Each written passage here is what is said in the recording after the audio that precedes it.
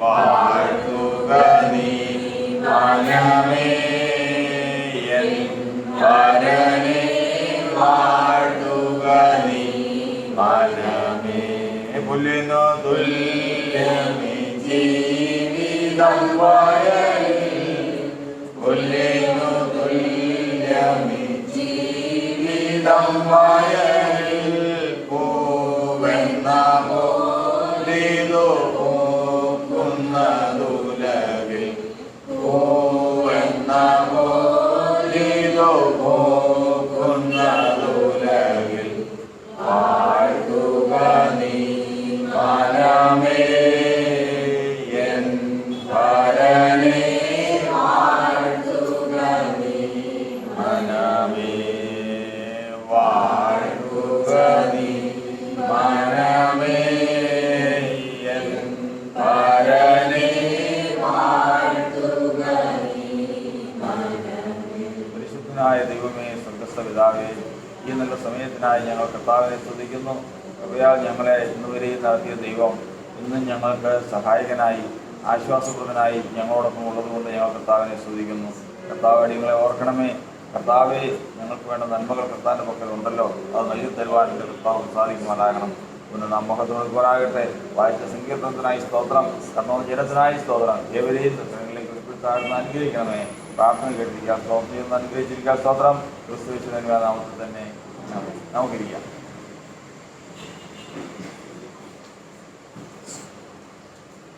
കർത്താവിൻ്റെ പരിശുദ്ധ നാമത്തിന് വീണ്ടും മഹത്വമുണ്ടാകട്ടെ. ഈ ആഴ്ചവട്ടത്തിൻ്റെ ഒന്നാമത്തെ ദിവസം ദൈവം നമ്മെ ആരാധിപ്പാൻ തക്കവണ്ണം കൂട്ടിവരുത്തിയല്ലോ. ആ ദൈവത്തിൻ്റെ ദയ, അതിനെ ഒന്ന് മാത്രമാണ് നമുക്ക് ഇന്ന് ആശ്രയമായിട്ടുള്ളത്. നാം കർത്താവിൻ്റെ നാമത്തിൽ വിളിക്കപ്പെട്ടവരാണ്. നമ്മെ കർത്താവ് വിളിച്ചത് തന്നെ എന്തിന്? അല്ലെങ്കിൽ മനുഷ്യൻ്റെ സൃഷ്ടി തന്നെ എന്തിന്? കഴിഞ്ഞ ദിവസങ്ങളിൽ നമ്മൾ ചിന്തിപ്പാണ്ടിയായിട്ട് എന്തിനാണ് മനുഷ്യനെ സൃഷ്ടിച്ചത്? ദൈവത്തിൻ്റെ വചനം പറയുന്നത്, ഒരു മനുഷ്യൻ ക്രിസ്തീയ ജീവിതത്തിൽ അവൻ പ്രാപിക്കാവുന്ന ഏറ്റവും വലിയ പദവിയാണ് സത്യസന്ധമായി ന്യായം വിധിക്കുക എന്നുള്ളത്. നീതിയും ന്യായവും അറിയുന്ന, നീതിയും ന്യായവും വെളിപ്പെടുത്തുന്ന, വിധിക്കുന്ന ഒരു മനുഷ്യൻ. അതാണ് ഒരു മനുഷ്യനെ കൊണ്ട് ദൈവം ആഗ്രഹിക്കുന്നത്. അങ്ങനെ വിധിക്കുവാൻ വണ്ണം യഥാർത്ഥത്തിൽ ഒരു പട്ടണത്തിലെ ന്യായവിധി നടക്കുന്നത് അതിൻ്റെ ഗോപുരത്തിൽ വെച്ചാണ്. ഗോപുരത്തിൽ ന്യായം വിധിക്കുന്ന ഒന്നാണ് നമ്മൾ സംഖ്യാ പ്രയോഗത്തിൽ പഠിക്കുന്നത്. അതുകൊണ്ട് കർത്താവ് നമ്മെ ന്യായവിധിക്ക് വേണ്ടി വിളിച്ചുവെങ്കിൽ ദൈവം നമ്മിൽ ഒരു ഗോപുരം പണിയാൻ നിശ്ചയിക്കുന്നത് ഏതാണ്? ആ ഗോപുരം അതാണ് കർത്താവിൻ്റെ നാമം, യഹോവയുടെ നാമം ബലമുള്ള ഗോപുരം. നീതിമാന് ഓടിച്ചെന്ന് അതിലേക്ക് അഭയം പ്രാപിക്കും. ആ ഗോപുരത്തിൻ്റെ പണിയാണ്. ഇത് പണി തീരുമ്പോഴേക്കും ആ പണി പൂർത്തിയാകണമെങ്കിൽ, ആ പണി പൂർത്തിയാകുമ്പോൾ അതിൽ നിന്ന് പുറത്തേക്ക് വരേണ്ട കാര്യങ്ങളുണ്ട്. യെരൂശലേം ദേവാലയത്തിൽ ചെന്ന് ഒരു കാര്യം, ഒരു പരാതി പറയുമ്പോൾ, ദൈവമേ, ഞാൻ അനീതി അനുഭവിക്കുന്നു, എനിക്ക് ന്യായം പാലിച്ചു തരണം എന്ന് അപേക്ഷിക്കുമ്പോൾ യെരൂശലേം ദേവാലയത്തിൽ നിന്ന് മറുപടി പറയുന്നത് ആരാ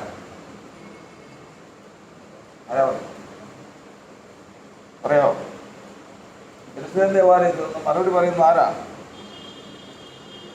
സ്വന്തം 2 രാജാക്കന്മാരുടെ പുസ്തകം 2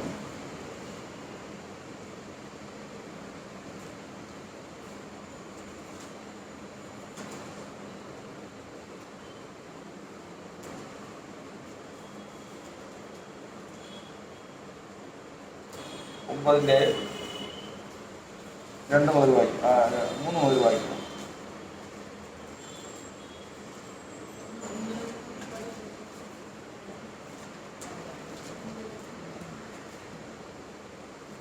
ഒന്ന് രാജാക്കന്മാർ 9.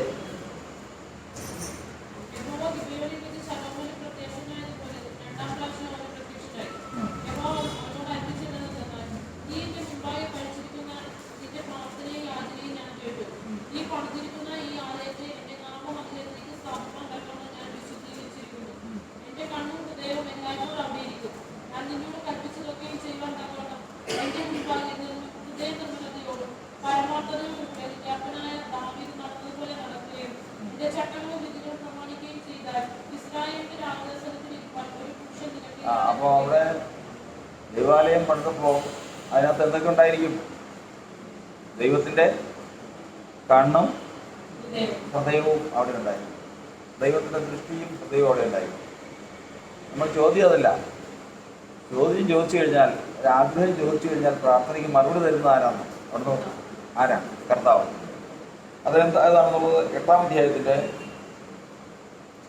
29-ാം വാക്യം.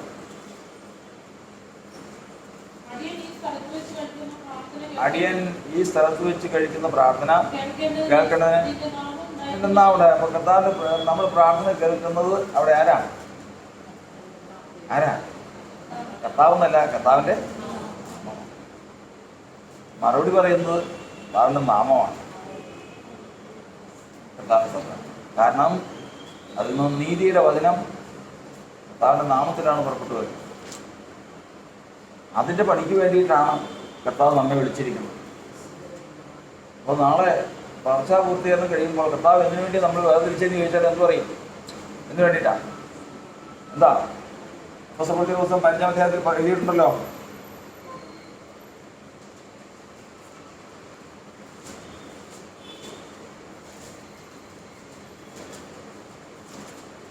അതിൻ്റെ 14.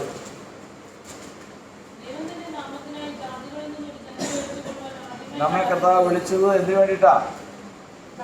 കർത്താവിൻ്റെ നാമത്തിനായിട്ടാണ് വിളിച്ചത്. കർത്താവിൻ്റെ നാമത്തിന് വേണ്ടിയിട്ടാണ് വിളിച്ചത്. നമ്മൾ ഒരു പ്രവൃത്തിക്ക് ഇറങ്ങി തിരിച്ചവരാണ്. ലൂക്കോസ് സുവിശേഷം 14-ാം അധ്യായത്തിൻ്റെ 10-ാം വാക്യത്തിൽ എഴുതിയിരിക്കുന്നത്, ലൂക്കോസ് 14:28.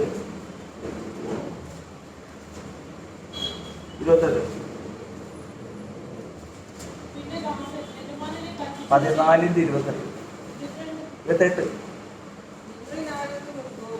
നിങ്ങളിൽ ആരെങ്കിലും ഒരു ഗോപുരമണിമാൻ ഇച്ഛിച്ചാൽ ആദ്യം ഇരുന്ന് അത് തീർപ്പാൻ വകയുണ്ടോ എന്ന് അന്വേഷിക്കുന്നില്ലേ? അപ്പോൾ നമ്മളിപ്പോൾ തുടർച്ചയായിട്ടൊരു കാര്യങ്ങൾ മനസ്സിലാക്കി, ദൈവം മനുഷ്യനെ സൃഷ്ടിച്ചത് അവൻ്റെ വായ കൊണ്ട് ലോകത്തെയും ദൂതന്മാരെയും വിധിക്കണം എന്നുള്ളതാണ് ദൈവത്തിൻ്റെ പരമമായ ഉദ്ദേശം.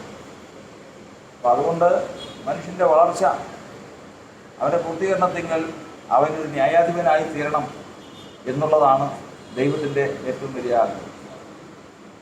മനുഷ്യനിൽ ദൈവത്തിൽ നിന്ന് നീതിയുള്ള വചനം പുറപ്പെട്ടു വരുന്നത് എവിടെ നിന്നാണ്? അവൻ്റെ നാമത്തിൽ നിന്നാണ്. അതുപോലെ തന്നെ ഒരു മനുഷ്യനെയും കർത്താവ് വേർതിരിച്ചിരിക്കുന്നത് കർത്താവിൻ്റെ നാമത്തിന് വേണ്ടിയിട്ടാണ്. ഈ നാമമാണ് ബലമുള്ള ഗോപുരം. ഇതാണ് നമുക്ക് എന്ത് ചെയ്യേണ്ടത്? പണിയേണ്ടത്. ഈ പണിക്ക് വേണ്ടിയിട്ടുള്ള പ്രവൃത്തികളാണ് കർത്താവിൻ്റെ വചനം പറയുന്നത്. അത് പണിയാൻ തീർക്കാൻ വകയുണ്ടോ എന്ന് അന്വേഷിക്കുന്നില്ലേ? അത് തീർക്കണം. അത് തീർക്കാനുള്ള വക എന്താണ്? ഇത് തീർക്കാനുള്ള വക. ഇനി തീർക്കാൻ വകയില്ലെങ്കിൽ എന്ത് സംഭവിക്കും? തൊട്ട് വായിച്ചു. അല്ലെങ്കിൽ അടിസ്ഥാനം വിട്ട ശേഷം തീർപ്പാൻ വകയില്ല എന്ന് വന്നേക്കാം. ഈ മനുഷ്യൻ പണിയാൻ തുടങ്ങി. കർത്താവിന്റെ പരിഹാസം. ആർക്കാ പരിഹാസം? ആർക്കാ? ലോകത്തിൽ താന്റെ നാമത്തിൽ കടന്നു വന്ന ജനം പരിഹസിക്കപ്പെടുന്നതിൻ്റെ പരിഹാസം നമ്മുടെ അവകാശമാണെന്നൊക്കെ പറയും. ഇങ്ങനെയല്ല. പരിഹാസം അല്ല, നിന്നയും പരിഹാസവും അവകാശമാണ്. പക്ഷേ മനുഷ്യനെ ദൈവം പരിഹസിക്കാൻ അനുവദിച്ചു കഴിഞ്ഞാൽ, കർത്താവ് കൂത്തുകാഴ്ചയാക്കി കഴിഞ്ഞാൽ, എന്തിനു വേണ്ടിയിട്ടാണ് കൂത്തുകാഴ്ചയാക്കുന്നത്? ഒരു മനുഷ്യനെ വിശ്വാസത്തിലേക്ക് വിളിച്ചാൽ അവനെ കൂത്തുകാഴ്ചയാക്കുക എന്ന് പറഞ്ഞു കഴിഞ്ഞാൽ നിന്ദകളാലും പീഡകളാലും കൂത്തുകാഴ്ചയായി ഭവിക്കും. കൂത്തുകാഴ്ച എന്ന് പറഞ്ഞാൽ അനേകർ നോക്കണം, അനേകർ നോക്കി ഹൃദയത്തിൽ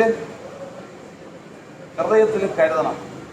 കാരണം ആരെല്ലാം നോക്കി കൂത്തുകാഴ്ചയായിട്ട് പരിഹസിച്ചിട്ടുണ്ടോ അവരെല്ലാം ഹൃദയത്തിൽ ദൈവത്തെ ബന്ധപ്പെടുത്തുന്ന തരത്തിൽ ഒരു ഉയർച്ച അവന് ദൈവം കൊടുക്കും.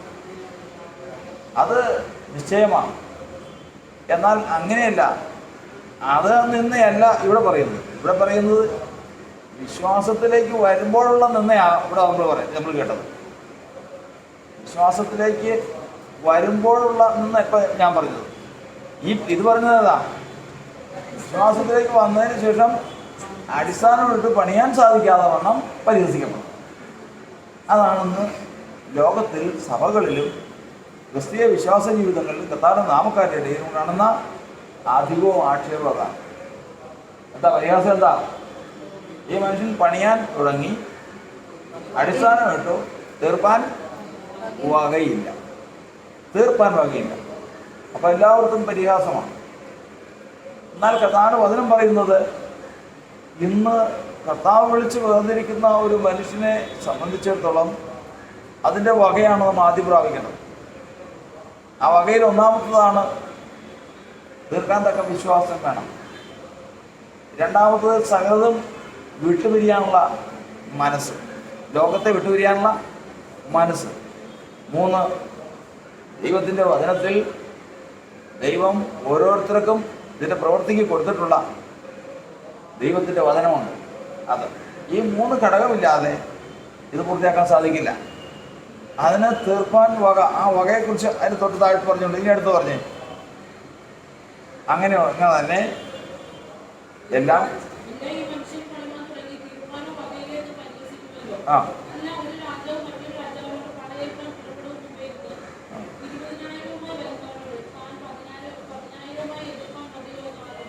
ആ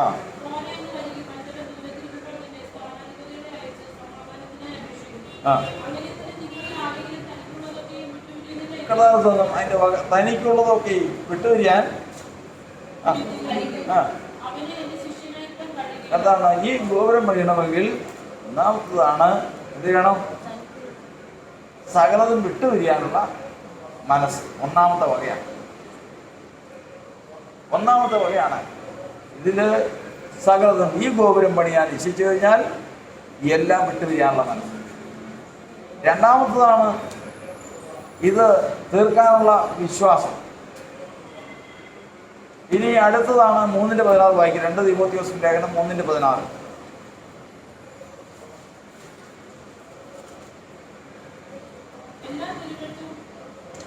എല്ലാ തിരുവെഴുത്തും ദൈവശാസ്ത്രമാകിയാൽ ദൈവത്തിന്റെ മനുഷ്യൻ സകല സൽപ്രവർത്തിക്കും വക പ്രാപിക്കണം. തീർപ്പാൻ വക എന്ന് പറയുന്നത് അടുത്തതാണ്.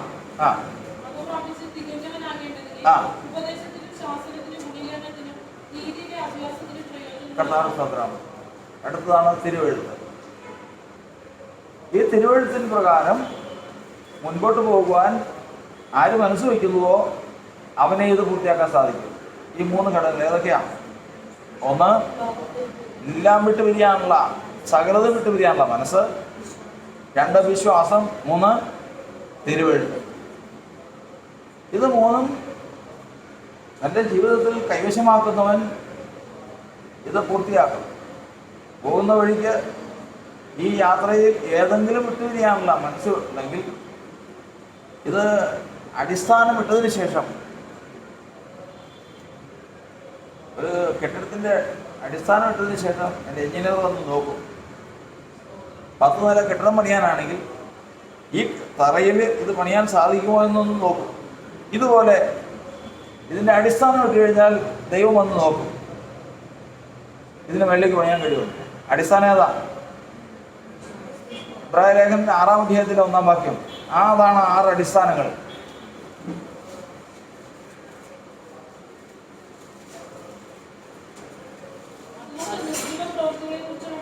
അതുകൊണ്ട് നിർജീവ പ്രവൃത്തികളെ കുറിച്ചുള്ള മാനസാന്തരം, ദൈവത്തിങ്കലെ വിശ്വാസം, സ്നാനങ്ങളെ കുറിച്ചുള്ള ഉപദേശം, കൈവപ്പ്, മരിച്ചത് പുനരുദ്ധാനം, നിത്യശിക്ഷാവിധി എന്നിങ്ങനെയുള്ള അടിസ്ഥാനം. അപ്പോൾ ഇപ്പം എത്രയായി? ക്രിസ്തുയേശു എന്ന അടിസ്ഥാനത്തിന്മേൽ 6 കല്ലുകളായി. ഇതാണ് അടിസ്ഥാനം.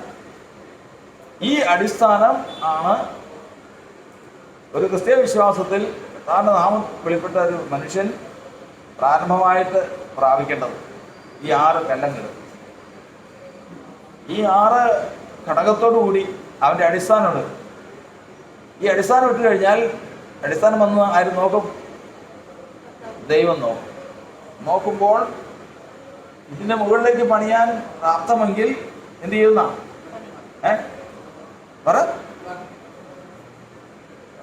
ഒരു വാക്കുണ്ട്, അതിൻ്റെ അടുത്ത് വായിച്ചു.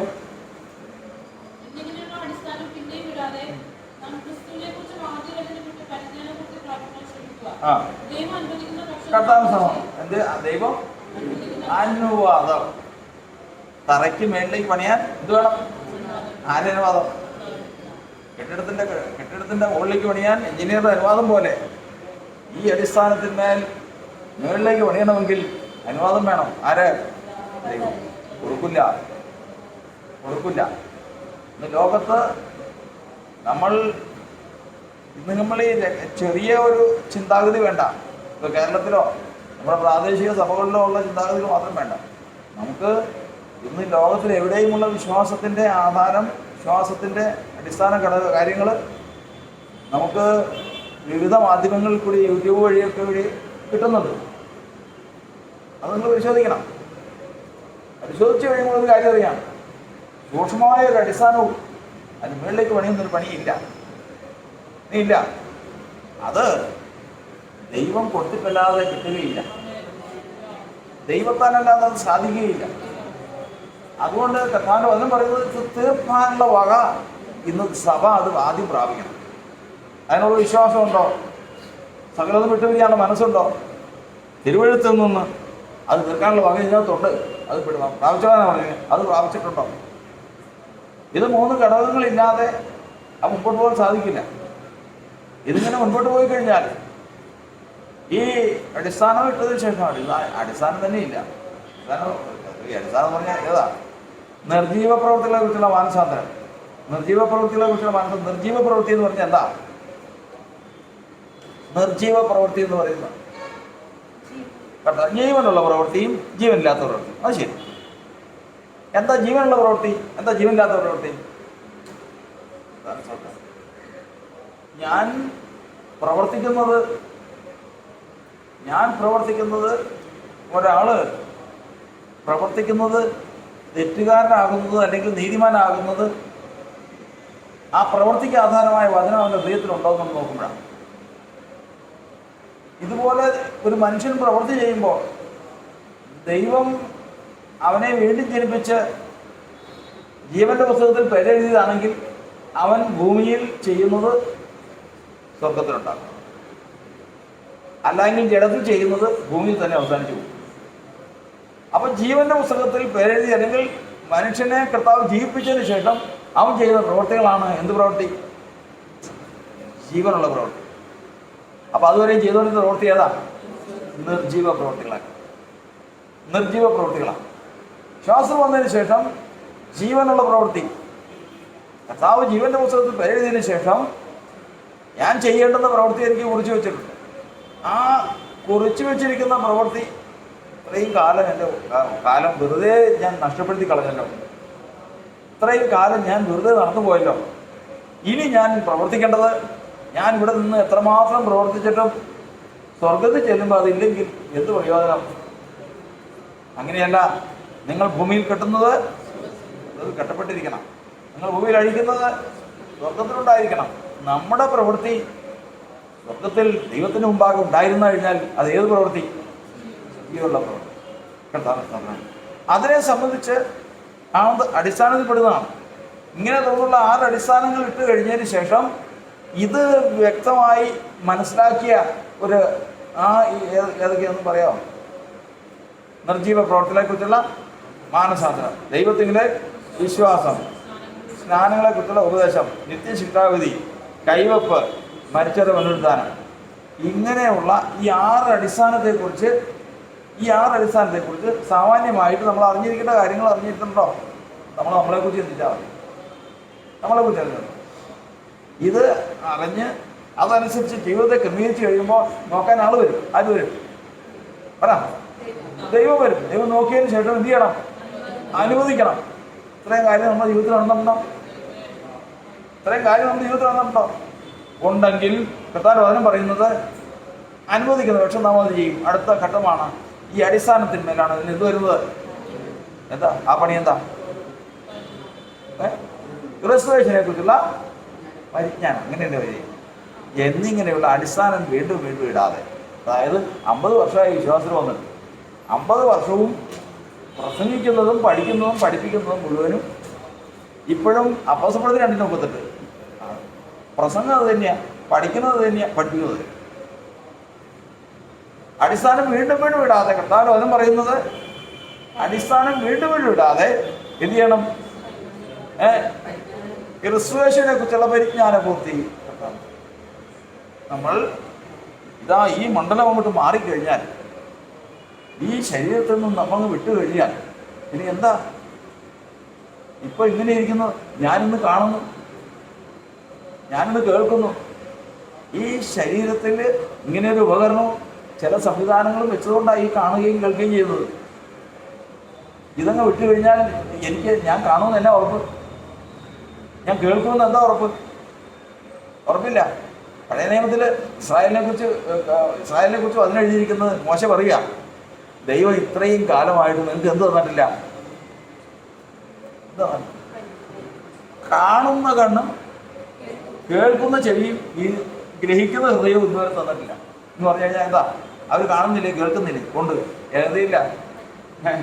അവരുടെ ആത്മാവ്, അവരുടെ ഈ ഉപകരണം കഴിഞ്ഞാൽ, ഈ പഞ്ചേന്ദ്രിയങ്ങളോട് കൂടിയ ഈ ശരീരം അങ്ങ് വിട്ടു കഴിഞ്ഞാൽ പിന്നെ അവരെന്ത് ചെയ്യില്ല? കാണില്ല, കേൾക്കില്ല, ഗ്രഹിക്കില്ല. അതാണ് ക്രമമില്ലാത്ത അന്ധതമസിലേക്ക് പോകുന്നത്. അടിസ്ഥാനമുള്ളവൻ അതിന് മുകളിലേക്ക് പണിയണം എന്ന് പറയുന്നത് അതുകൊണ്ടാണ്. ക്രിസ്തുയേശുവിനെ കുറിച്ചുള്ള പരിജ്ഞാനം എന്ന് പറയുമ്പോൾ നമ്മൾ അറിവ് സമർദ്ദാക്കാനല്ല, ആ ക്രിസ്തുയേശു എങ്ങനെ ഈ ആത്മീയ മണ്ഡലത്തിൽ നിന്നുകൊണ്ട് കാണുന്നു അതുപോലെ എനിക്കും കാണണം. ക്രിസ്തുയേശു എങ്ങനെ കേൾക്കുന്നു അതുപോലെ എനിക്ക് കേൾക്കണം. ക്രിസ്തുയേശു എങ്ങനെ അനുഭവിക്കുന്നു അതുപോലെ എനിക്കും അനുഭവിക്കണം. അതിന് തക്ക രീതിയിൽ കർത്താവ് എന്നെ വളർത്തിയെടുക്കുവാൻ ദൈവത്തിൻ്റെ വചനത്തിൽ എനിക്ക് തന്നിട്ടുണ്ട്. അതിനെക്കുറിച്ചുള്ള പരിജ്ഞാനം വളർത്തി വന്നു കഴിഞ്ഞാൽ കർത്താവിന്റെ വചനം പറയുന്നത് അതിൻ്റെ വളർച്ചാപൂർത്തീകരണത്തിലാണ്. വചനത്തിൽ നമ്മൾ പഠിക്കുന്നത് പരിജ്ഞാനത്തെ കവിയുന്ന, പരിജ്ഞാനത്തിൻ്റെ അപ്പുറത്ത് പിന്നെ എന്നാ? പരിജ്ഞാനം കഴിഞ്ഞ എന്താ? അടിസ്ഥാനം പറഞ്ഞു. അടിസ്ഥാനം കർത്താവിൻ്റെ നാമം, പിന്നെ മൂലക്കല്ല് കർത്താവിൻ്റെ നാമം, അടിസ്ഥാനം 6 കാര്യങ്ങൾ, പിന്നെ അതിൻ്റെ പുറത്ത് വിഷയങ്ങളുള്ള പരിജ്ഞാനം, പിന്നെ ഏറ്റവും ടോപ്പിലോ എഫേസ്യ ലേഖനം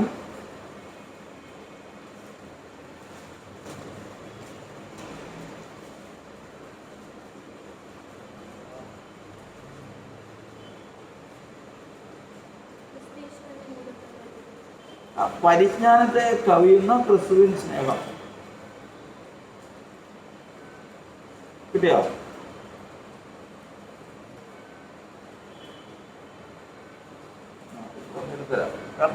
പരിജ്ഞാനത്തെ കവിയുന്നതാണ് ക്രിസ്തുവിൻ്റെ സ്നേഹം. അത്രയും പൂർത്തിയാക്കുന്നവനാണ് ഈ നാമത്തിൻ്റെ പണി പൂർത്തിയാക്കുന്നത്. അവനിൽ നിന്നാണ് ഇത് പുറപ്പെട്ടു വരുന്നത്. ഏത് പുറപ്പെട്ടു വരുന്നത്? ന്യായവിധി പുറപ്പെട്ടു വരുന്നത്. കർത്താവിന്റെ. അപ്പോൾ ഈ പണിയുടെ അടിസ്ഥാനപരമായ ഈ പണിയുടെ പ്രവൃത്തികളുടെ ഘട്ടങ്ങൾ നമ്മൾ ഓർത്തുകൊണ്ടോ. ഒന്നാമത്തത് മൂലക്കൽ, അതാണ് കർത്താവായ യേശു ക്രിസ്തു. രണ്ടാമത്തത് അടിസ്ഥാനം എത്രണ്ണം? 6. അതിൻ്റെ പുറത്താണ് പരിജ്ഞാനം. അതിന് മുകളിലാണ് പൂർണ്ണതയിൽ പരിജ്ഞാനത്തെ കവിയുന്ന ക്രിസ്തുവിൻ്റെ സ്നേഹം. ഇങ്ങനെയുള്ളവനാണ് നാളെ എവിടെ ഇരിക്കേണ്ടത്? അവനിൽ നിന്നാണ് ദൈവിക വിധി പുറപ്പെട്ടു വരുന്നത്. ആ വിധിക്ക് വേണ്ടിയിട്ടാണ് കർത്താവിൻ്റെ ജനത്തെ കർത്താവ് ഈ നാളുകളിൽ വളർത്തിക്കൊണ്ടിരിക്കുന്നതെന്ന് മനസ്സിലാക്കിക്കൊണ്ട് നമ്മെ വിളിച്ചപ്പോഴും കർത്താവിൻ്റെ ആഗ്രഹം ആ ശ്രേഷ്ഠമായ പദവിയാണെന്ന് നാം മനസ്സിലാക്കി ഇതാ വിശ്വാസത്തോടെ കർത്താവിൻ്റെ നാമനിമിത്തം സകലതും വിട്ടുപിരിയാനുള്ള മനസ്സോടുകൂടി ദൈവത്തിൻ്റെ വചനത്തിൽ സ്വാതന്ത്ര്യത്തിൻ്റെ തികഞ്ഞ ന്യായ പ്രമാണത്തിൽ എങ്ങനെ നോക്കണം, ഉറ്റുനോക്കി അതിൽ നിന്നും ആ ലക്ഷ്യം പ്രാപിക്കാൻ കർത്താവിൻ്റെ ആത്മാവ് നമ്മെ സഹായിക്കുമാറാകണം. നമ്മളിന്ന് വായിച്ച സങ്കീർത്തനം 103 സങ്കീർത്തനമാണ്. എൻ മനമേ യഹോവയെ വാഴ്ത്തുക, എല്ലാം അറിയാൻ പാടാത്ത ആരുമില്ല. എൻ്റെ സർവാന്തരകവുമേ എൻ മനമേ യഹോവയെ വാഴ്ത്തുക. അതിൻ്റെ ഉപകാരങ്ങളൊന്നും ദൈവം ചെയ്ത ഉപകാരങ്ങൾ മറക്കാതിരിക്കുക. ദൈവത്തിൻ്റെ വചനം, ദൈവത്തിൻ്റെ കൽപ്പന, ദൈവം ചെയ്ത ഉപകാരങ്ങൾ, ഇതൊക്കെയും മനുഷ്യന് ഓർമ്മയുണ്ടായിരുന്നാൽ അവന് അപകടം പറ്റില്ല. ദൈവം നിനക്ക് വേണ്ടി എന്ത് ചെയ്തു എന്നുള്ളത് നീ ഓർത്തുകൊള്ളണമെന്ന് ഏലീശ പ്രവാചകനോട് ഏലിയാവ് പറഞ്ഞതുപോലെ നമ്മുടെ ജീവിതത്തിൽ ഓർമ്മയിൽ ദൈവം ചെയ്ത പ്രവൃത്തി ഉണ്ടെങ്കിൽ നമുക്കൊരു വീഴ്ചയ്ക്കും സംഗതിയില്ല. എന്നാൽ അത് മറന്നുപോകും. എന്തുകൊണ്ടാണ് മറന്നു പോകുന്നത്? മറന്നു പോകുന്നത് എന്തുകൊണ്ടാണ്? അവരുടെ ഹൃദയം കടുത്തിരുന്നത് കൊണ്ട് അപ്പത്തിൻ്റെ സംഗതി അവരോർത്തില്ല. കർത്താവിൻ്റെ ശിഷ്യന്മാർ അപ്പത്തിൻ്റെ കർത്താവ് ചെയ്ത അത്ഭുതങ്ങൾ ചെയ്ത പ്രവൃത്തി ഓർത്തില്ല. കാരണം എന്താ? അവരുടെ ഹൃദയം കഠിനപ്പെട്ടിരുന്നു. അപ്പോൾ മനുഷ്യൻ്റെ ഹൃദയം കഠിനമാക്കരുത്. ഇന്ന് നിങ്ങൾ അവൻ്റെ ശബ്ദം കേൾക്കുന്നുവെങ്കിൽ മെരീബേരെ പോലെയും മരുഭൂമി മസാനാളിനെ പോലെയും നിങ്ങൾ ഹൃദയത്തെ കഠിനമാക്കരുത്. കാരണം കർത്താവ് ചെയ്ത ഉപകാരങ്ങളും കർത്താവിൻ്റെ വചനങ്ങളും എപ്പോഴും ഓർക്കണമെങ്കിൽ മനുഷ്യൻ്റെ ഹൃദയം കഠിനമാകരുത്. ഹൃദയം കഠിനമായി കഴിഞ്ഞാൽ ഓർക്കുകയില്ല. എന്നാൽ ഓർക്കുന്നവർക്കുള്ള പ്രത്യേകത എന്താണ്? എൻ്റെ 17-ാം വാക്യം വായിക്കും. 17-ാം വാക്യം, യഹോവയുടെ ദയയോ എന്നും എന്നേക്കും അവൻ്റെ ഭക്തന്മാർ, അവൻ്റെ നീതി മക്കളുടെ മക്കൾക്കുണ്ടാകും. യഹോവയുടെ ദയ. ദൈവത്തെ സ്തുതിക്കുമ്പോൾ നമ്മൾ പഠിച്ചിട്ടുണ്ട്, എവിടെ നിന്ന് സ്തുതിക്കണം? ഏത് സ്തുതിയും സ്തോത്രം ഉണ്ടെങ്കിൽ കർത്താവ് ചോദിക്കുകയാണ്, അല്ലെങ്കിൽ നമ്മുടെ മനസ്സാക്ഷി ചോദിക്കുക, എന്തിനാണ് ആ സ്തോത്രം പറഞ്ഞത്? ഇപ്പം നീ ആ സ്തോത്രം പറഞ്ഞെന്തിനാ എന്ന് ചോദിച്ചാൽ മറുപടി ഉണ്ടായിരിക്കണം. സ്തോത്രത്തിന് ആധാരമായിട്ട് എന്തുണ്ടാകണം? സ്തോത്രത്തിന് ആധാരമായിട്ട് ഓർമ്മയുണ്ടാകണം.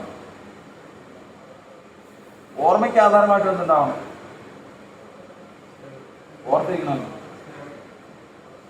ഓർത്തിരിക്കണമെങ്കിൽ ദൈവം ചെയ്ത ഒരു അത്ഭുതം നമുക്കുണ്ടായിരിക്കണം.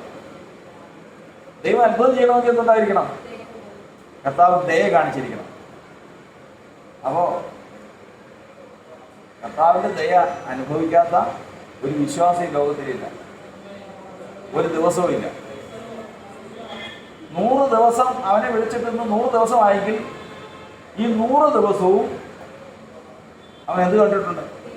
ദയ കണ്ടിട്ടുണ്ട്. ദയ എങ്ങനെ കണ്ടിട്ടുണ്ട്? അത്ഭുതമായി കണ്ടിട്ടുണ്ട്. അത്ഭുതമാണെങ്കിൽ എന്തുണ്ടാകും?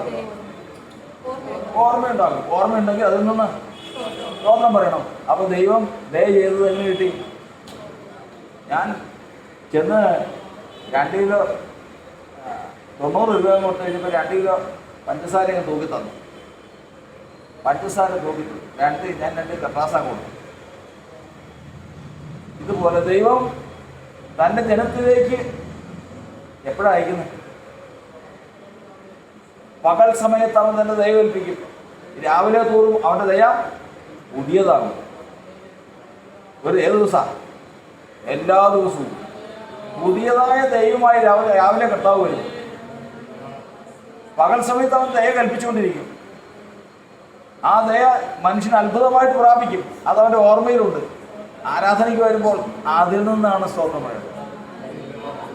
ആ സ്തോത്രമാണ് കർത്താവ് അംഗീകരിക്കുന്നത്. അത് പറഞ്ഞാൽ വിടുതല. അതുകൊണ്ടാണ് ദൈവസന്നിധിയിൽ ഏറ്റവും ആദ്യമേ തന്നെ ഇരുന്ന് നമ്മൾ സ്തുതിയും സ്തോത്രം പറയുന്നതിന് മുമ്പ് ഓർത്തെടുക്കണം. കർത്താവ് ചെയ്ത അത്ഭുതങ്ങളെ ഓർത്തെടുക്കണം. ആ ഓർമ്മയിൽ നിന്ന് സ്തുതിയും സ്തോത്രവും പറഞ്ഞാൽ നിശ്ചയം വിടുതലാണ്. അതുകൊണ്ടാണ് വചനം പറയുന്നത് അവർ ഉപകാരങ്ങളൊന്നും പറഞ്ഞു. കാരണം ഏതെല്ലാം ആപത്തിൽപ്പെടുമ്പോൾ സന്ദർഭങ്ങൾ വരും. മനുഷ്യന് സാഹചര്യം മോശമായിട്ട് വരും, പ്രതിസന്ധി വരും, കഷ്ടങ്ങൾ വരും. ആ സമയത്താണ് ഒരു മനുഷ്യൻ, അവൻ ഒരു വിശ്വാസിക്ക് ആത്മഹത്യ ചെയ്യാൻ പറ്റുമോ? പറ്റില്ല. എന്താ? എന്തുകൊണ്ടാ? പലരും പറ വിശ്വാസിക്ക് ആത്മഹത്യ ചെയ്യാൻ പറ്റില്ല. വിശ്വാസി എന്നാ സങ്കീർത്തനക്കാരൻ പറഞ്ഞേ, ഞാൻ പ്രാണത്യാഗം ചെയ്യാൻ എപ്പോഴും ഒരുങ്ങിയിരിക്കുന്നു. പക്ഷെ പറ്റണില്ല. എന്താ കാരണം? 110 സങ്കീർത്തനം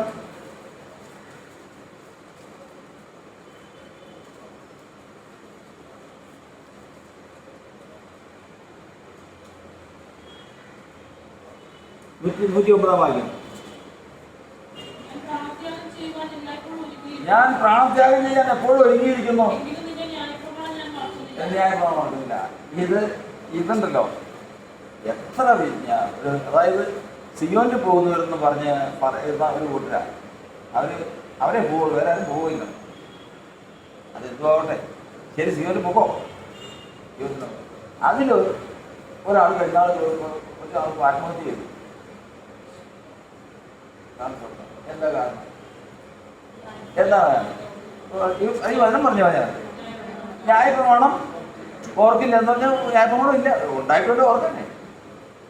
ഇത് വ്യവസ്ഥ പ്രകാരം ഇത് പ്രാപിക്കേണ്ട രീതിയിൽ ഒരാൾ പ്രാപിച്ചു കഴിഞ്ഞാൽ അവൻ്റെ ഉപകാരങ്ങളൊന്നും മറക്കാതിരുന്നു കഴിഞ്ഞാൽ അവൻ ആ പ്രവൃത്തിയിലേക്ക് പോകില്ല. അത് ഒരാളുടെ കാര്യം മാത്രമല്ല, നമ്മുടെ ജീവിതാനുഭവം നിരാശയിലേക്ക് വരുന്ന സമയം വരും.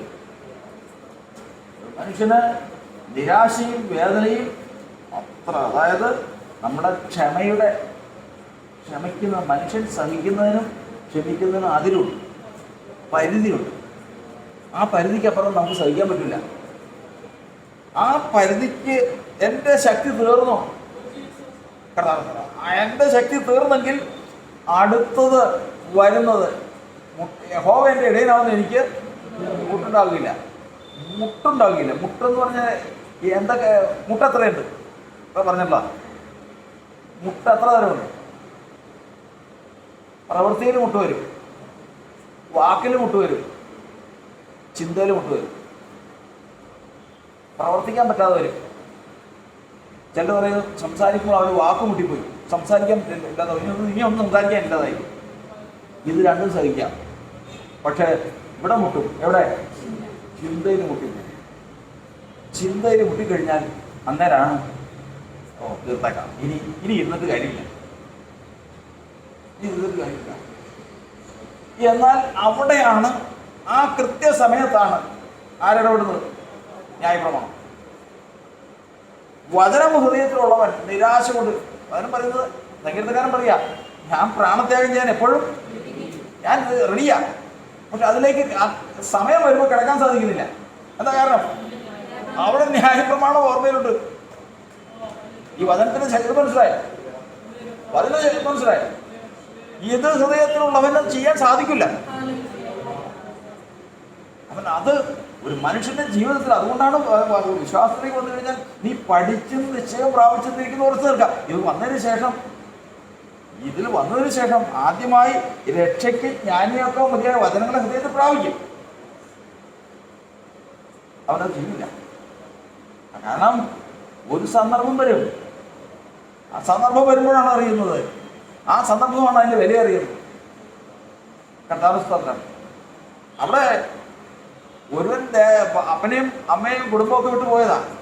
പോയി കഴിഞ്ഞപ്പോൾ കയ്യിലുള്ള പൈസ തീർന്നു, സമ്പത്ത് മുഴുവൻ തീർന്നു, കൂട്ടുകാർ തീർന്നു, ആരുമില്ല.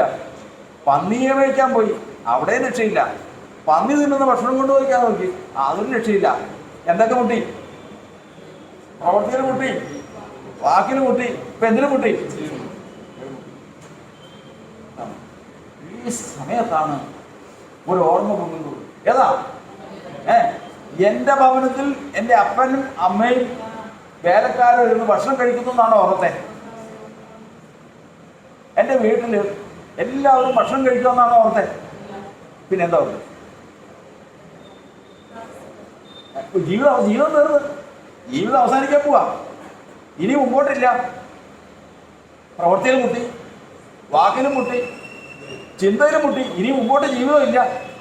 അങ്ങനെ ആ ക്ഷമയുടെ അങ്ങേ അറ്റത്ത് വന്ന് നിൽക്കുക. ഇനി വരുന്നത് സ്വയം നശിപ്പിച്ച് കളയുന്ന ഒരവസ്ഥയിലാണ് അപ്പോൾ വന്നു നിൽക്കുന്നത്. അഹിത്തോഫേൽ ചെയ്തതാ. അങ്ങനെ തൻ്റെ ജീവിതം അവസാനിപ്പിച്ച് കളയുന്ന ഒരു സമയത്താണ് വന്നു നിൽക്കുന്നത്. അപ്പോൾ അവൻ ഓർക്കുകയാണ്. ഓർത്തത് എന്താണെന്ന് പറയാമോ? അല്ലേ ദാസിദാസന്മാര് എൻ്റെ ഭവനത്തിൽ, അപ്പൻ്റെ ഭവനത്തിൽ എത്ര ദാസിദാസന്മാർ എന്ന് ശേഷിപ്പിക്കുന്നു. ഏതാ ഓർമ്മ വന്നത്? എവിടെയാ ശേഷിപ്പിക്കുന്നത്? ഓർമ്മ വന്നത് ശേഷിപ്പിക്കുന്നതാണ്. അതാ കർത്താവ് പറഞ്ഞിരിക്കുന്നത്. കർത്താവ് ഒരിക്കലും അത്ഭുതം കാണിച്ച്, അത്ഭുതം പ്രവർത്തിച്ച് 5 അപ്പം കൊണ്ട് 5000 പേരെ പോഷിപ്പിച്ചു. അങ്ങനെ വലിയൊരു ക്രിയ ചെയ്തതിനു ശേഷം കർത്താവ് പറഞ്ഞു, ശേഷിക്കുന്ന അപ്പം ഒന്നുപോലും നഷ്ടപ്പെടുത്തി കളയരുത്, എല്ലാം എന്ത് ചെയ്യണം? ശേഖരിച്ചെടുക്കണം. എന്തിനു വേണ്ടിയിട്ടാ? എല്ലാം ശേഖരിച്ചിട്ട് കർത്താവ് ഈ 5 അപ്പം കൊണ്ട് 5000 പേരെ പോഷിപ്പിച്ചവന് ഇത് കിട്ടിയിട്ട് എന്ത് ചെയ്യാനാ? പിന്നീട് കർത്താവ് ചോദിച്ചു. ആ ചോദ്യത്തിലറിയുന്നത്, നിങ്ങൾക്ക് ഇപ്പോഴും വിശ്വാസമില്ലേ? വേറൊരു കാര്യത്തിന് സംശയിച്ചപ്പോൾ കർത്താവ് ചോദിക്കുക, ഇപ്പോഴും വിശ്വാസമില്ലേ? 5 അപ്പം കൊണ്ട് 5000 പേര് തിന്നതിന് ശേഷം എത്ര ശേഷിപ്പിച്ച്? അപ്പം അവരൊരു 12 കൊട്ട. ശരി ആണല്ലോ. 7 അപ്പം കൊണ്ട് എത്ര ശേഷിപ്പിച്ചു? അത് അത്രയും. ഓർമ്മയിൽ ഇരിക്കാൻ വേണ്ടിയിട്ടാണ്. ഓർമ്മയിൽ ഇരിക്കാൻ പറ്റില്ല. കാരണം മുട്ട് വരുന്ന സമയം വരും. എവിടെ മുട്ട്? പ്രവൃത്തിയിലല്ല, വാക്കിലല്ല, പിന്നെയോ ചിന്തയിലും മുട്ടുവരുന്ന സമയം വരും. അന്ന് ദോഷത്തിലേക്ക് തിരിയാതിരിക്കാൻ കർത്താവ് ഉറപ്പിക്കുക. എത്ര വിശ്വാസികൾ അവസാനം അപകടത്തിൽപ്പെട്ടിട്ടുണ്ടെന്ന് അറിയോ?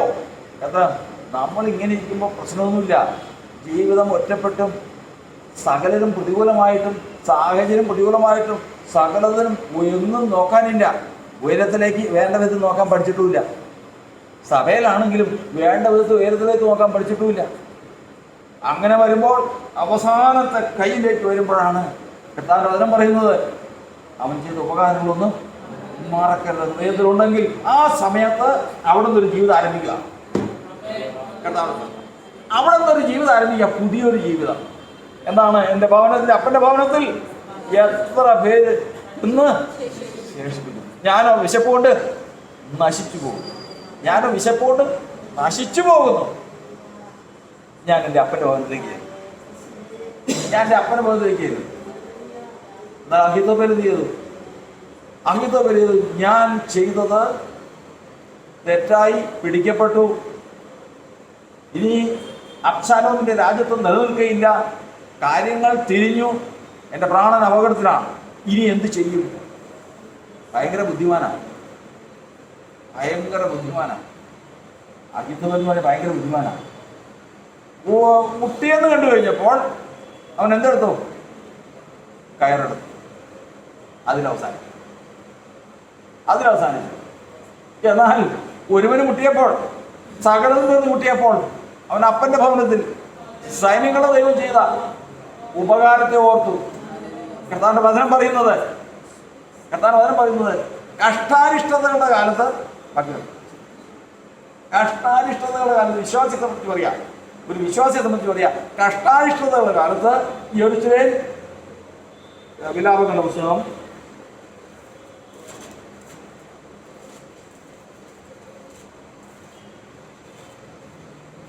1:7.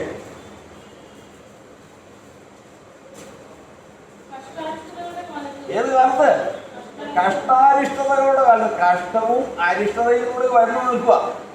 മുമ്പോട്ട് പോകാൻ നിവൃത്തിയില്ല. മുൻപിലൊരു ലക്ഷ്യം കാണുന്നില്ല. ഉഴന്ന് കിടക്കുക എന്നൊക്കെ പറഞ്ഞറിയാം. അതായത് തൻ്റെ ജീവിതത്തിൽ തനിക്ക് ഈ ലോകത്തിൽ തനിക്ക് ജീവിക്കാനായിട്ട് ഞാൻ തന്നെ നോക്കണം, ഞാൻ തന്നെ അതിന് വഴി കണ്ടെത്താം. അങ്ങനെ പോകുന്നവരുണ്ട്. കുടുംബ പ്രാരാബ്ധവും ഉത്തരവാദിത്വവും എല്ലാമായി അങ്ങനെ ചിന്ത മുട്ടി നിൽക്കുന്ന സന്ദർഭം വരുന്ന സമയം വരും. മനുഷ്യ ജീവിതത്തിൽ അങ്ങനെയുള്ള സന്ദർഭം വരും. എപ്പോഴും ഒരുപോലെയല്ല, എപ്പോഴും ഒരുപോലെയല്ല. കാരണം സകലതാക്കി നിന്റെ തലയെ മുഖത്തെ ഒടിയോളം താഴ്ത്തേണ്ട സമയം വരും. ഇനി മുൻപിലേക്ക് നോക്കുമ്പോൾ ഒന്നുമില്ല. അങ്ങനെയൊക്കെ വരുമ്പോഴാണ് ഇതിൻ്റെ വില അറിയുന്നത്. കാരണം ഇനി മുൻപോട്ടില്ല. ആ വാക്യം വായിച്ചേ. കഷ്ടാരിഷ്ടതയുള്ള കാലത്ത് യെരൂശലേം പണ്ടത്തെ മനോഹര വസ്തുക്കളെ ഓർക്കുന്നു. അതുകൊണ്ടാണ് വിശ്വാസത്തിലേക്ക് വന്നാൽ കർത്താവ് ഉടനെ തന്നെ വന്നതിൻ്റെ പിറ്റേ ദിവസം കഷ്ടതയല്ല തരുന്നത്. കർത്താവിൻ്റെ ദയയാൽ ചെയ്യുന്ന അത്ഭുത കാര്യം അത് ഓർമ്മയിലുള്ളത് എങ്ങനെ കർത്താവിന് തിരിച്ചു കൊടുക്കും? സ്തോത്രം. എവിടെ നിന്ന് സ്തോത്രം? ഓർമ്മയിലും സ്തോത്രം. ഓർമ്മയിൽ നിന്ന് ഓർമ്മ, അത്ഭുതത്തിൽ നിന്ന് അത്ഭുതം, ദയയിൽ നിന്ന് ദയ, ഉടയവനിൽ നിന്ന്. അങ്ങനെ തനിക്ക് ലഭിച്ച ഉപകാരത്തിനൊത്തവണ്ണം സ്തോത്രം പറഞ്ഞിട്ടുണ്ടെങ്കിൽ അത് ഓർമ്മയിൽ ഉറയ്ക്കുക. പോരും പടയുമുള്ള ദിവസം വരും. ജീവിതം വഴിമുട്ടുന്ന ദിവസം വരും. കഷ്ടവും അനിശ്ചിതയുമുള്ള ദിവസം വരും. ആ ദിവസം യെരൂശലേം ഓർക്കുകയാണ്. യെരൂശലേം എന്ന് പറഞ്ഞാൽ വിശ്വാസി ഓർക്കുകയാണ്. ഏത് കാര്യം? പണ്ടത്തെ മനോഹര എൻ്റെ കർത്താവിനെ നടത്തിയിട്ടുള്ളത്. എൻ്റെ കർത്താവിനെ നടത്തിയിട്ടുള്ള ആ വഴികൾ ഞാൻ ഓർക്കുകയാണ്. അവൻ ചെയ്ത അത്ഭുതങ്ങൾ, അവൻ്റെ ദയ, അന്ന് ഞാൻ അവൻ്റെ സ്തോത്രം പറഞ്ഞിട്ടുള്ളത്, ആ കാര്യങ്ങളെല്ലാം ഓർമ്മ വരികയാണ്. അവൻ പരാജയപ്പെടുകയില്ല. അവൻ പരാജയപ്പെട്ടു പോവുകയില്ല. കാരണം അതാണ് അതിലും പറയുന്നത്. 17 ബാക്കി വായിക്കാം. 103:17 നമ്മൾ ബാക്കി വായിക്കുമ്പോൾ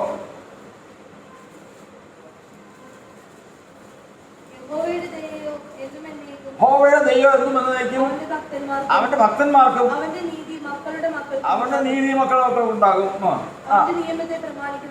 അവന്റെ നിയമത്തെ പ്രമാണിക്കുന്നവർക്കും അവന്റെ കൽപ്പനകളെ ഓർത്താചരിക്കുന്നവർക്കും. കൽപ്പനകൾ എന്ത് ചെയ്യണം? ഓർത്താചരിക്കണം. സാഹചര്യം പലതാണ്. സാഹചര്യം മോശമാകുമ്പോൾ കൽപ്പന ഓർക്കാൻ പ്രയാസം വരും. കൽപ്പന ഓർക്കാൻ സഹോദരന്മാർ വിട്ടു കളഞ്ഞതാ. അപ്പൻ്റെ അമ്മയുടെ അടുത്തുനിന്ന് പോകുന്നതാ. പൊട്ടക്കിണറ്റിൽ വീണതാ. അവസാനം കച്ചവട തിരക്കായിട്ട് വന്ന് പോത്തിഫറിന്റെ ഭവനത്തിൽ വന്നതാ. അവനോടാണ് പോത്തിഫറിന്റെ ഭാര്യ പറയുന്ന വാക്ക് വേറെ നിർവാഹമില്ല. കാരണം ഇന്ന് ഈ ജീവൻ നിലനിൽക്കുന്നത് അവരുടെ ഔദാര്യം കൊണ്ടാണ്.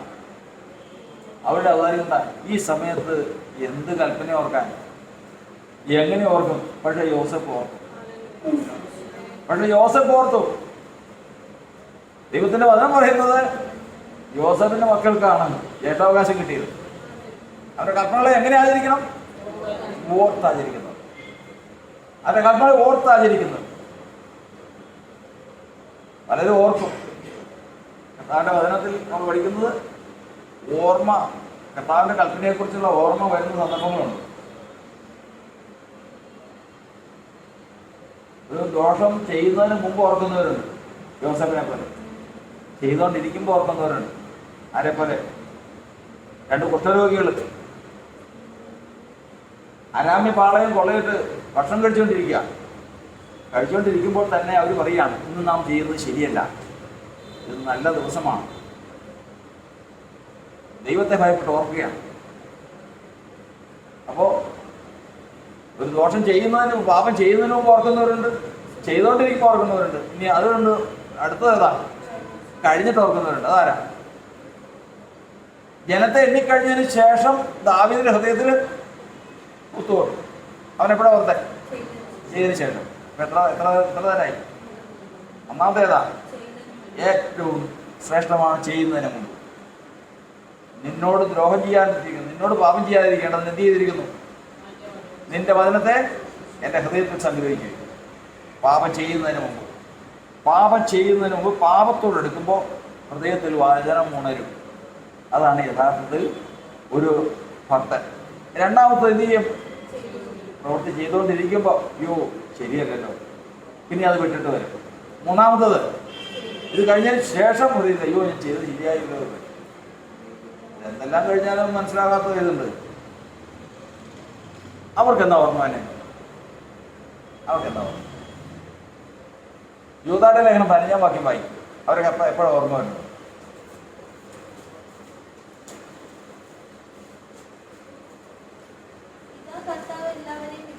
ഇതാ കർത്താവ് എല്ലാവരെയും വിധിപ്പാനും നിമിത്തം ഭക്തികെട്ട പാപികൾ തന്റെ നേരെ പറഞ്ഞ സകല നിഷ്ഠൂരങ്ങൾ നിമിത്തം ഭക്തി കെട്ടവരെ എന്ത് ചെയ്യാൻ? ഭക്തി കെട്ടവരെ എന്ത് ചെയ്യാൻ? ബോധം വരുത്താൻ. അപ്പൊ ഭക്തി ബോധം വരുന്ന എപ്പോഴൊക്കെയാണ് പറഞ്ഞു? മനുഷ്യർക്ക് ബോധം വരുന്നത് എപ്പോഴാ? പാപത്തോട് എടുക്കുമ്പോൾ, പാപം ചെയ്തുകൊണ്ടിരിക്കുമ്പോൾ, പാപം ചെയ്തതിന് ശേഷം. ഇന്നേരം ഒന്നും അറിയാത്തവനെ കർത്താവ് ബോധം വരുന്നു. അതെപ്പോഴാ? അന്ത്യന്യായവിധിയിൽ അറിയിക്കും. കർത്താവ് അറിയിക്കും. അവിടെ കർത്താവിന്റെ വചനത്തിൽ നമ്മൾ പഠിക്കുന്നത് ഇതിനകത്തൊരു ശ്രേഷ്ഠമായ വഴിയുണ്ട്. തലമുറ അനുഗ്രഹിക്കപ്പെടുന്ന വഴി ഏതാണ്? തലമുറ അനുഗ്രഹിക്കപ്പെടുന്ന വഴി ഏറ്റവും ആദ്യത്തെ ഏതാണ്? ഓർത്തായിരിക്കും.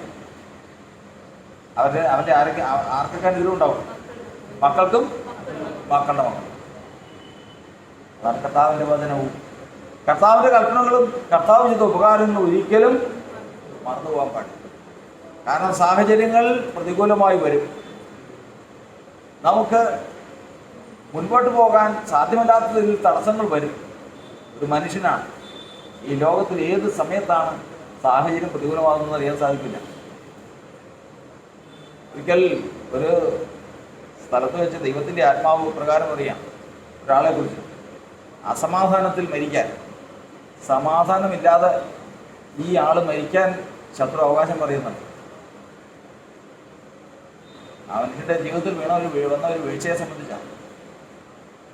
ഇതുപോലെ സകലതും അവൻ്റെ ചുറ്റും ആരും അടുക്കാതെ വന്നു ഒരു സന്ദർഭം വരും. അത് ഏത് സന്ദർഭമാണ്? 7-ാം സങ്കീർത്തനത്തിൽ പറഞ്ഞിരിക്കുന്ന പോലെ വിടുവിക്കാൻ ബാക്കി പറയാം ആരുമില്ലാതിരിക്കുന്ന സമയം. ഏഴാം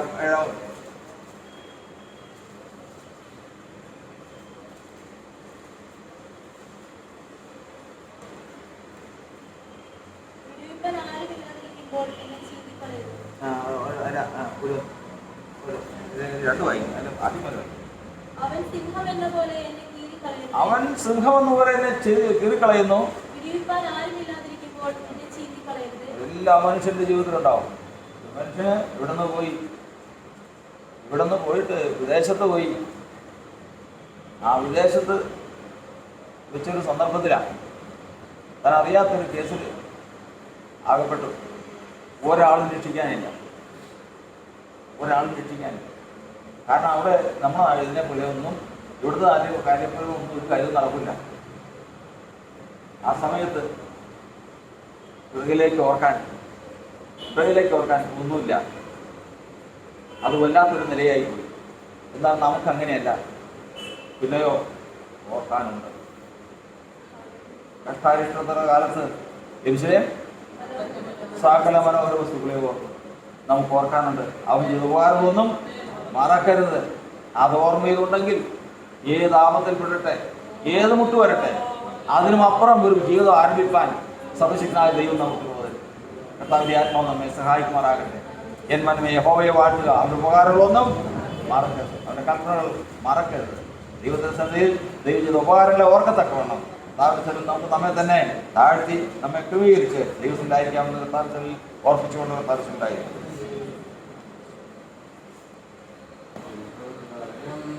കൃപാവചനത്താൽ കവി